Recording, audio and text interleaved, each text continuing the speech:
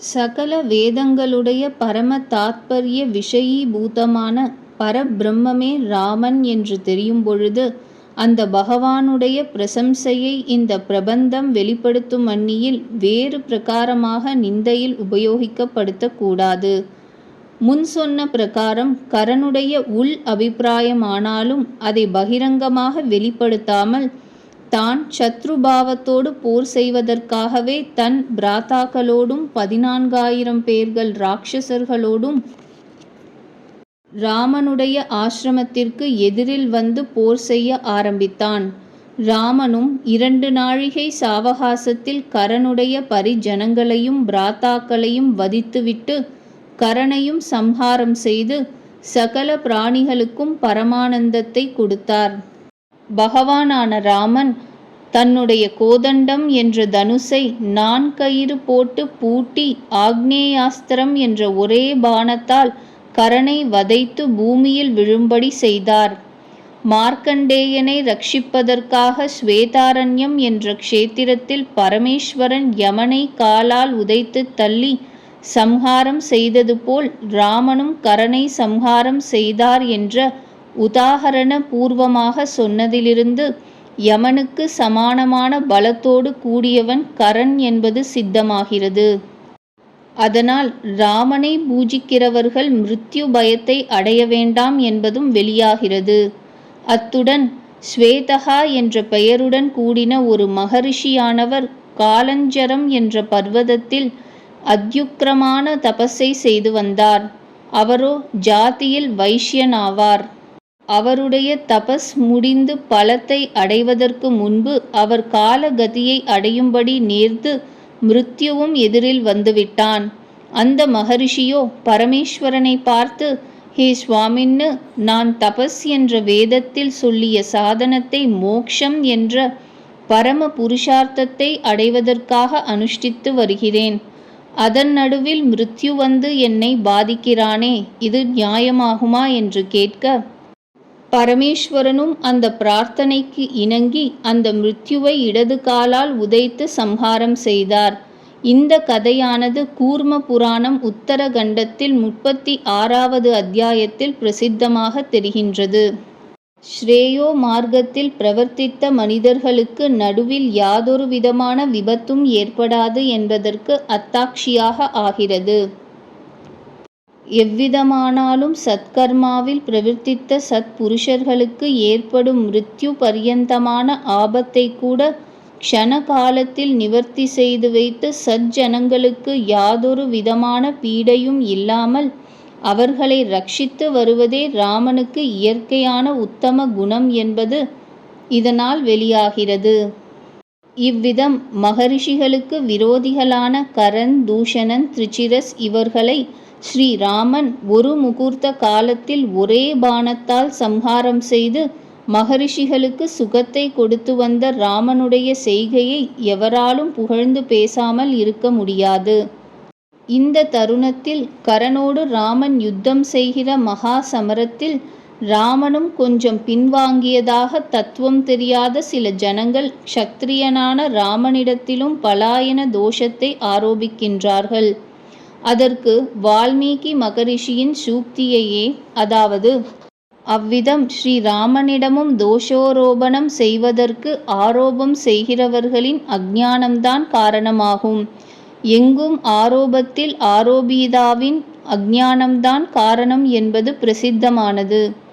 கரனோ வெகு வேகமாக ஓடி வருகிறான்.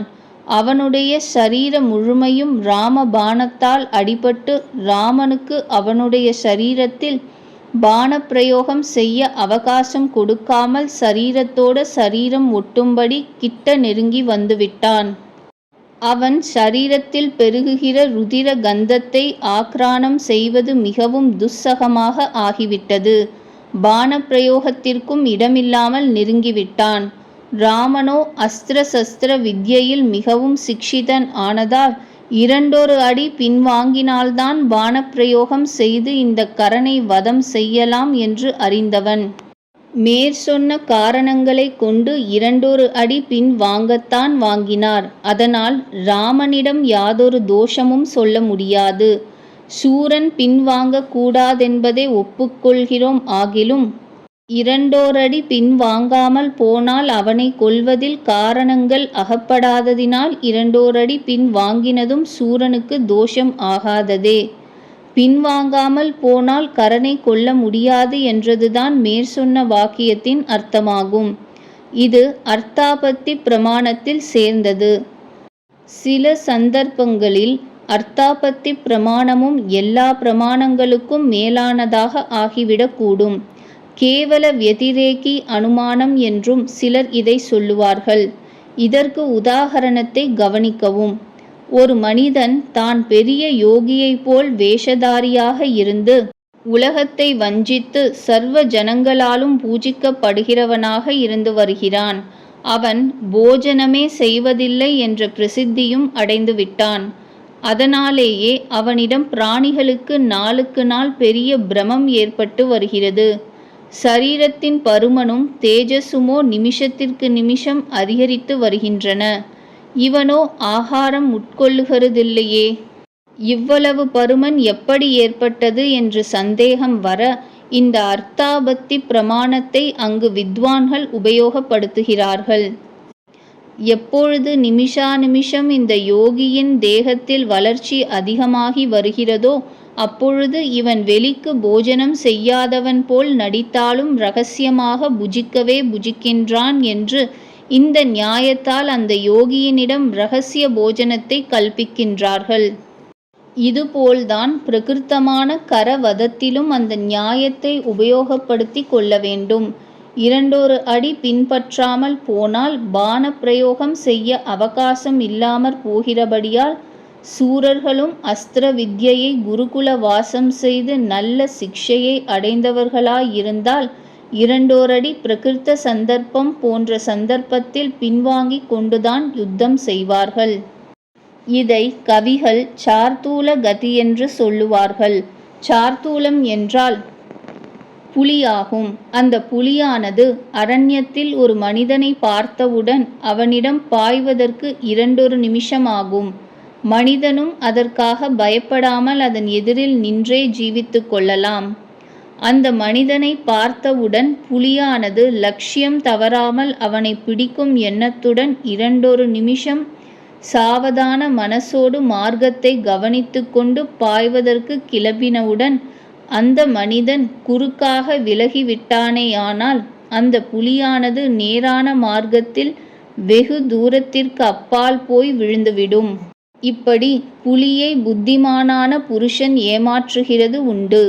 அதுபோல்தான் பிரகிருதத்தில் ராமனும் மிகவும் ஜுகுப்சிதமான கரனுடைய தேகம் தன் சரீரத்தில் படாமல் இருப்பதற்கும் அஸ்திர விமோச்சனத்திற்கு அவகாசம் கிடைப்பதற்கும் குறுக்காக கொஞ்சம் விலகிக் கொண்டார் என்று சொல்லிவிட்டால் பலாயன தோஷத்திற்கு அவகாசமே ராமனிடம் ஏற்படாது.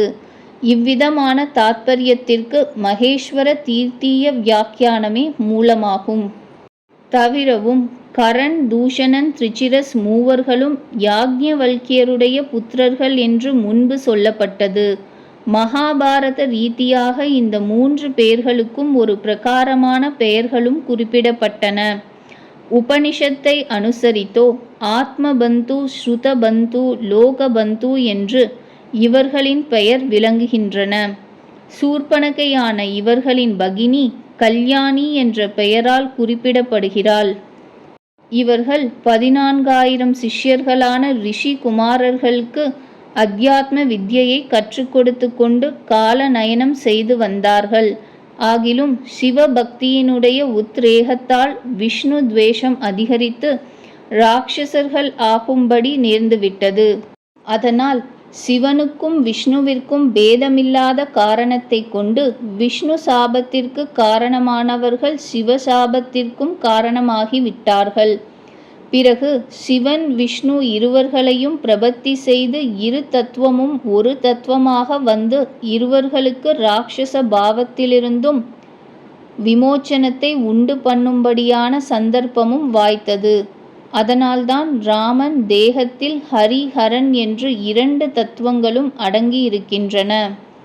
இதை அறிந்த சர்வஜனான வசிஷ்ட பகவான் நாமகரணம் செய்யும் காலத்திலேயே விஷ்ணுவின் தத்துவத்தை பிரகாசம் செய்கின்ற ஓம் நமோ நாராயணாய என்ற அஷ்டாக்ஷரி மகா மந்திரத்திலிருந்து ரா என்ற அக்ஷரத்தையும், சிவ தத்துவத்தை பிரகாசம் செய்கின்ற நம சிவாய என்ற மகா மந்திரத்திலிருந்து ம என்ற அக்ஷரத்தையும் எடுத்து ராம என்று ஸ்ரீராமனுக்கு நாமகரணம் செய்தார்.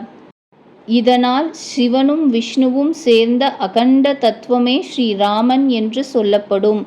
ராமனிடத்திலும் நிருசிம்மமூர்த்தியினிடத்திலும் சிவாம்சம் உள்ளதென்பதை எந்த வாதிகளும் தடுக்க முடியாது. பிரதோஷ காலத்தில் விஷ்ணுவை சேவிக்க கூடாதென்று சொல்லியிருக்கின்ற ஆக்னிகக்காரர்களும் பிரதோஷ காலத்தில் நிருசிம்மனையும் ராமனையும் சேவிக்கும்படி வற்புறுத்தி இருக்கிறார்கள். ஆகையால் ராமனிடம் நிஷ்கல பரசிவ ஸ்வரூபம் விளங்கி வருகிறது என்பதை எல்லோரும் ஒப்புக்கொண்டே தீர வேண்டும். முன் கூறியபடி மகரிஷிகளுக்கு சத்ருவான கரன் என்ற ராட்சசனை பரிஜனங்களுடன் துவம்சம் செய்து லோகத்திற்கு நன்மையை செய்து வைத்ததை நினைத்து சகல மகரிஷிகளும் பரம சந்தோஷமடைந்து ராஜரிஷிகள் பிரம்ம ரிஷிகள் இவர்கள் ராகவனுடைய சமீபம் வந்து ராமனை வெகு பிரகாரமாக திவ்ய புஷ்பங்களால் பூஜித்து ஸ்தோத்திரம் செய்தார்கள்.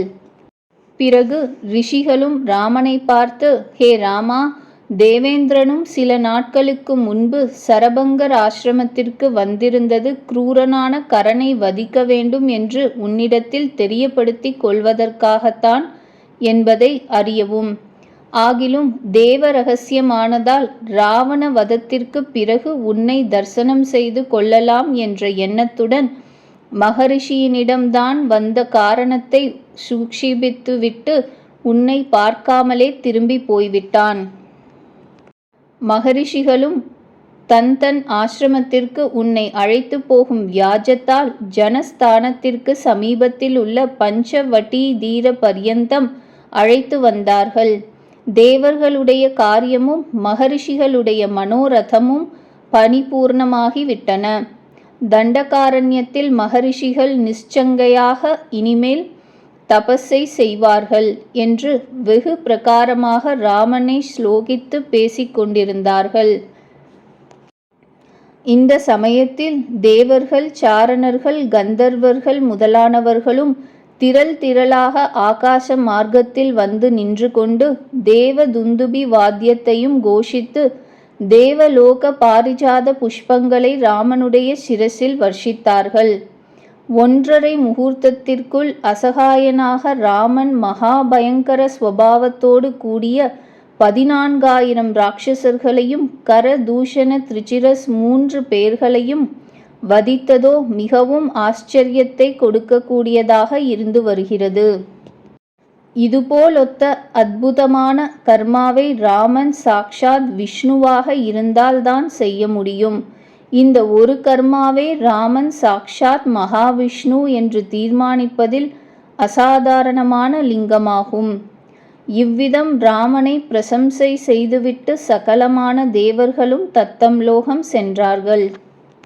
இந்த சந்தர்ப்பத்தில் லக்ஷ்மண சுவாமியும் ராமனுடைய விஜயத்தை பார்த்து பரம சந்தோஷத்துடன் மலையினுடைய குகையிலிருந்து சீதையை அழைத்து கொண்டு ஆசிரமத்திற்கு வந்து சேர்ந்தார். ராமனும் யுத்தம் செய்த இடத்திலிருந்து ஜெயசாலியாக மகரிஷிகளால் பூஜிக்கப்பட்டு லக்ஷ்மண சுவாமியாலும் எதிர்கொண்டு அழைக்கப்பட்டு ஆசிரமத்திற்குள் வந்தார்.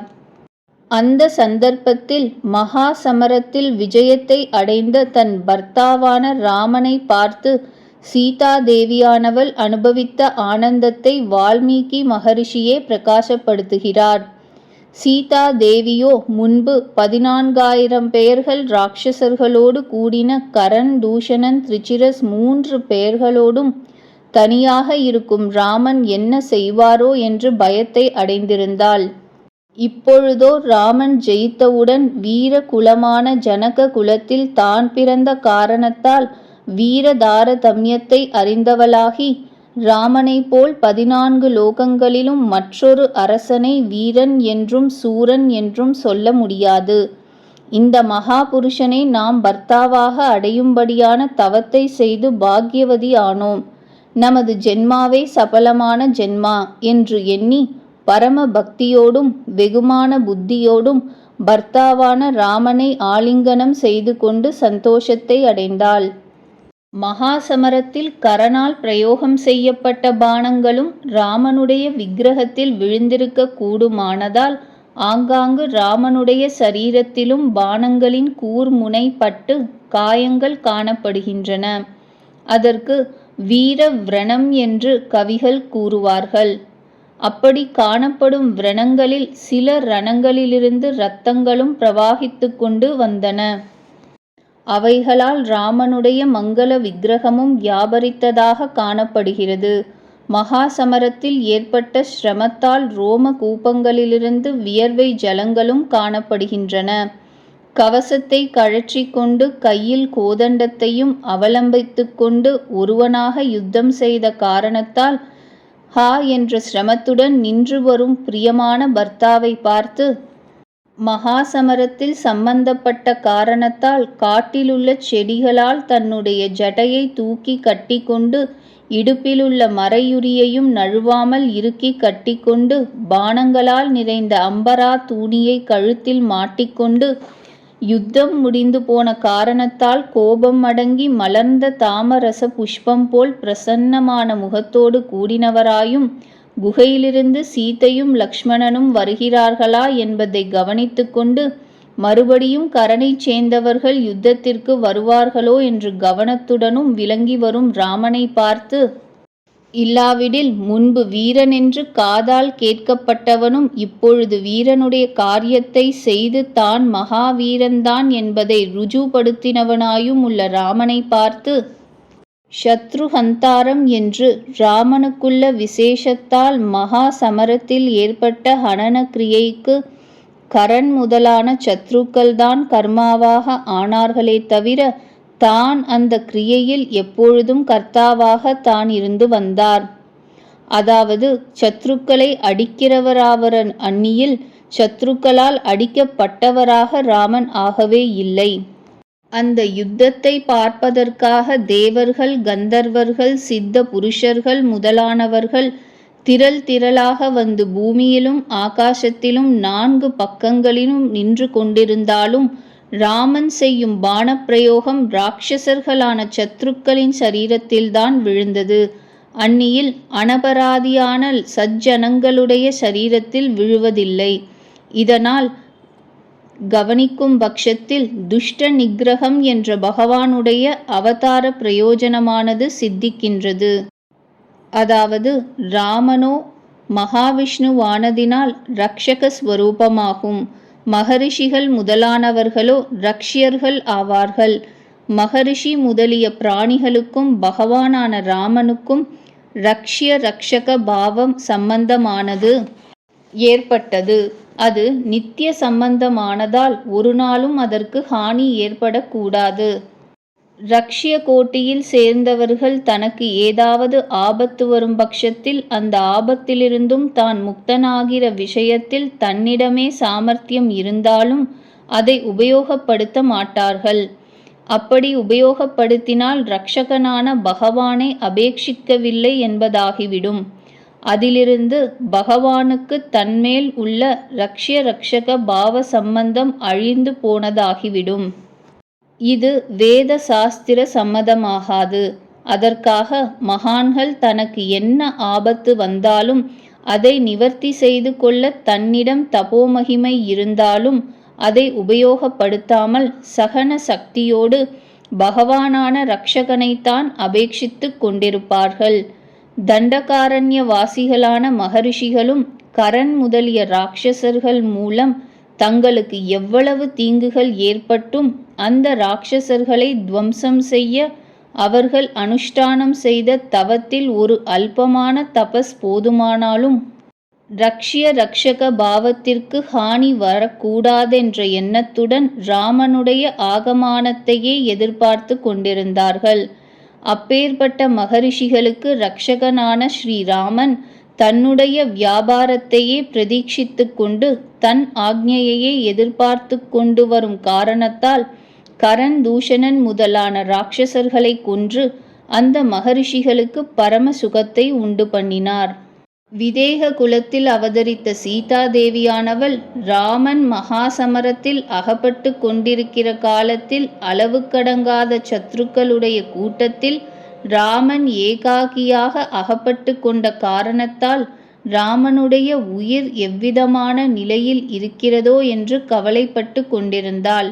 இப்பொழுது ராமனை நேரில் பார்த்த மாத்திரத்தால் ராமனுடைய சத்தையே நிச்சயம் செய்து கொண்டு தன்னுடைய சத்தையாகிய தன் உயிரையும் தான் அடைந்தவள் ஆனாள். சர்வ ஜகத்திற்கும் உயிருக்கு உயிரான ராமனுடைய உயிரை நிச்சயம் செய்து கொண்ட பிறகு தானும் சத்தையை அடைந்தவளாக ஆனாள்.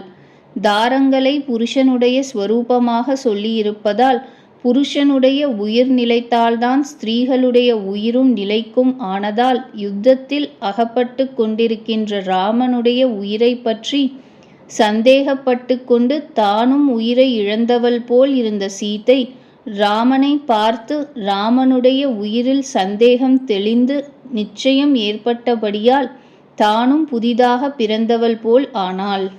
ராமனுடைய ஜெயத்தை பார்த்து சீதையானவள் தனக்குள் அனுபவிக்கின்ற அளவு கடந்த பிரீத்திக்கு அறிகுறி போல் சரீரத்திலும் மயிர்கூச்சலோடு கூடினவளாக ஆனாள். அளவு கடந்த பிரேமையினால் பரிபூர்ணமான சரீரத்தோடு கூடின சீதையானவள் ஸ்வயமாகவே ராமனை ஆலிங்கனம் செய்து கொண்டாள் என்றால் தன் பர்த்தா என்ற எண்ணம் மாத்திரம் சீதைக்கு இல்லை.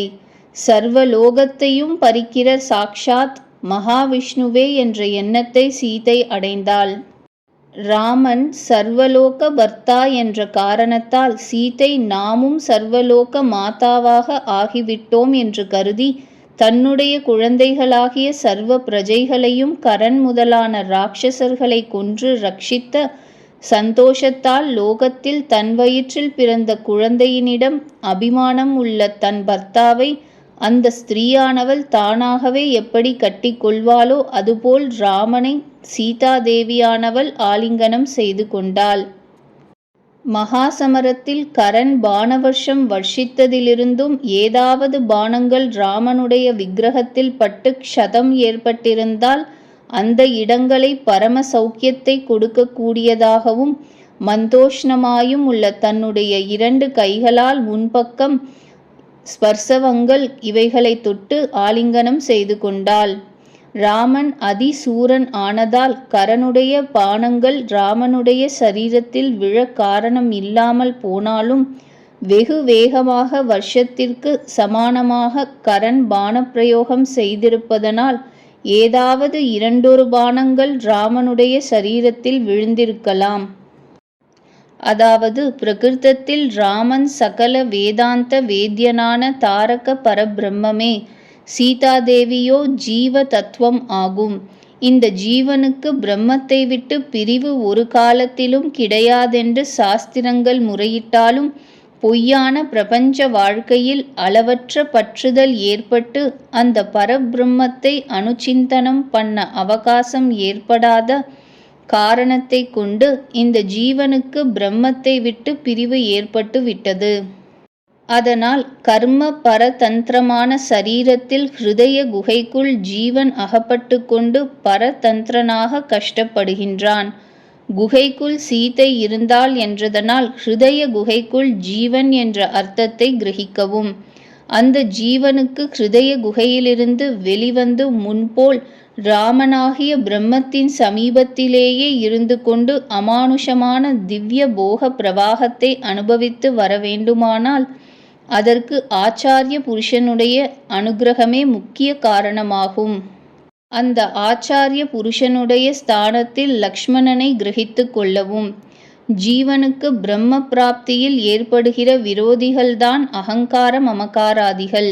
அவர்களைத்தான் பிரகிருதத்தில் கர தூஷண திரிசிரசாக சொல்லப்படும். ஆச்சாரிய முகமாக பரமசேஷியான பரபிரம்மத்தை ஸ்ரவண மனநாதிகளால் சாட்சாத்கரித்து கொண்டு அந்த வித்யா பலத்தால் அகங்கார மமகாராதிகளான ராட்சசர்களை நாசம் செய்து கொண்டு நித்திய சூரிகளுடைய மகா சபையில் திவ்ய அலங்கார பூஷிதனாகி விளங்கி வரும் தத் பதார்த்தமான பரமாத்மாவை அடைந்து திவ்ய போக பரிவாகத்தை அனுபவித்து வருகிறாள் என்ற வியங்கியார்த்தமானது இந்த ஸ்லோகத்தால் பாசிக்கின்றது.